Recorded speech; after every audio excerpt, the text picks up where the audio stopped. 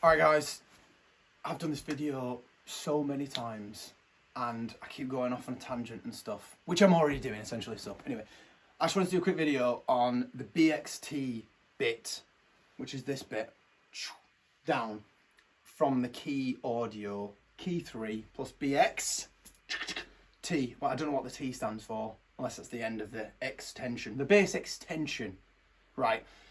I think it's marketed wrong. Sue me. Come at me full, comment me, and whatever you might say. It does extend the bass, so there's your tick. But by 5 hertz on paper, and I think up, the top end goes up by 5 hertz. Anyway, my point is why I hate looking at these frequency specs and charts and stuff like that. I'm trying to keep this video super short. So what does it do, and why would you spend that much money?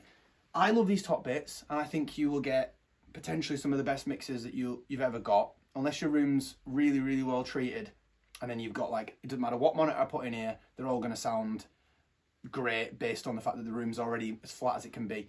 My room isn't like that, and it's a bit square, well, very square. In fact, so much, it might be a square.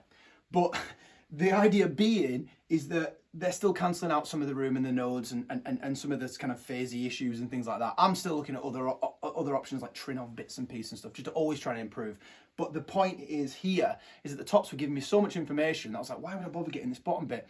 And what I would describe with this top bit is it kind of takes a bit of the room and goes, right, I'll get rid of this, get rid of that, and then just unmasks some of that kind of cloudy crap that's going on up there. And just lets you hear a bit more of the mix.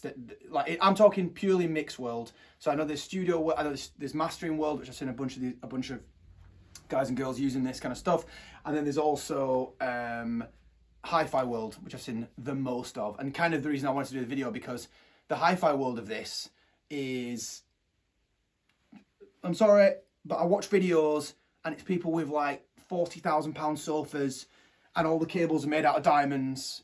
And everyone's like, look how beautiful they look in this room and stuff. And that's great, but doesn't help me on paper work out. Anyway, point being, they're great in other worlds, right? So I think that forget mastering, forget hi-fi listening, which I actually don't think. If you're listening to speakers, I think there's other options which are more pleasing to the ear. But in terms of helping you get the best possible mixers on the planet, I don't think you go far wrong with these, basically. And the bottom bit, so the BXT bit, right? This bass extension unit, and the Boy Racer thing. It sounds like I'm slagging them off. I don't. I think they're amazing, the best things I've ever seen in my life. But what they do is they kind of go, right, so if you go, here's 80% of your work, you go, great, I've got the full frequency range, I've got everything, it's doing that. All these drivers here, 4 straight down the middle, and 4 at the sides, 2 left, 2 right, both sides. So you've got 16 drivers, I think, 2,000 watts. It's ridiculously loud, super tight, super fast. Feels like really transient. If that makes any sense at all to you, that's what they feel like. And what they're doing is essentially the bottom bit, they're adding, they're kind of unmasking even more. So if you go like, this is a lot more money for just this extra bit, and it kind of brings it to this listening spot as well. And if you notice at the bottom, there's little boots, which I didn't know they made, to be honest. But they're little boots which bring it to a height which, should you sit by a console, I mean, I'm sat on a piano stool at the minute, but should it be sat like this, the tweeter should be around ear level if you're a normal height. I'm fairly short. I don't know. Anyway, point being is that I put them behind the console, the new console, everything lovely is behind the camera. I'm sorry. But put them behind the console, and I could only see up to about there. So I've got, and I've paid for the bottom cones, so why can't I hear them? And I spoke to Keys, and or I spoke to someone at Keys, and they said, yeah, no, it shouldn't be a problem and stuff like that. Yeah, no problems and whatever. And I've seen loads of studios who have these behind furniture and all sorts of bits and pieces, and they can see the top bit and they're going, yeah, this is all great. Why bother spending the money and then going, oh, let's just put a big cushion in front of it, a big wooden cushion? No, it's like there's definitely a difference. And if you think there isn't, please do the test. Buy some of these and put them in front of something, and then have someone stand or just sit in front of those cones and go like, that sounds exactly the same. No, it doesn't. Not even close. It sounds like you're going, let's unmask some of the room with this fancy extra bass extension unit, and let's put some more bits in front. So my personal opinion, sue me, is nothing should be in front of them.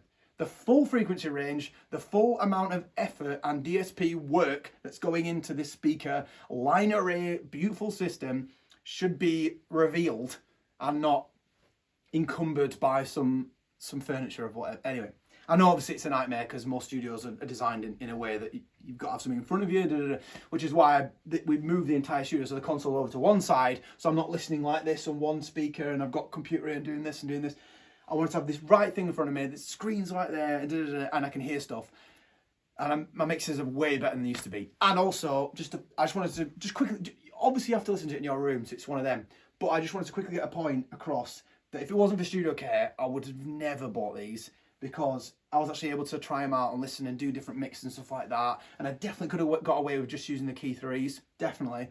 And then this gives you this extra kind of like, it's like going from like 1080p to 4K, and I know it's a rubbish comparison, but you've got that kind of, I don't know what it is, it's kind of this extra bandwidth. And recently I was monitoring via the analog out of the Neve Genesis console, right? And it sounds great, I really like it and stuff, really nice and warm and stuff like that. And I thought it was super detailed, right? And then you go again, and I was like, right, I'll go AES out the conversion from the Neve and straight out monitors, cleanest path I could possibly do, and come to here, and then all of a sudden I got like this open bandwidth now. The bottom, the 808s and kicks and stuff like that, I can hear distortion clearer, I can hear the compression between the two different. So just going up again on the digital side with these, and that's my main thing, is like mixing and producing and stuff. So I really thought that they added that extra dimension, especially in the digital world. And I can't believe it took me so long to get onto that, you know, from monitoring from an analog side of things, then to digital. So I think they're incredible. I think it's definitely worth listening to.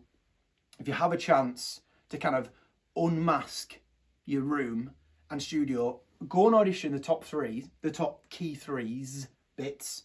And then if they have them set up in any studio or any place like that, well, go to Studio Care basically, check them out, the full BXT setup, and have a listen to see what you think. Listen to a mix that you know, songs that you know, and hear the spread and hear the difference. You don't have to solo things. If you're talking about mixing or something like that, I don't think I have to solo things anymore. I don't go around and go like, oh, let's solo the kick and snap. I can't really hear that. You kind of listen to it as a whole and go like, right, what makes the music sound the best?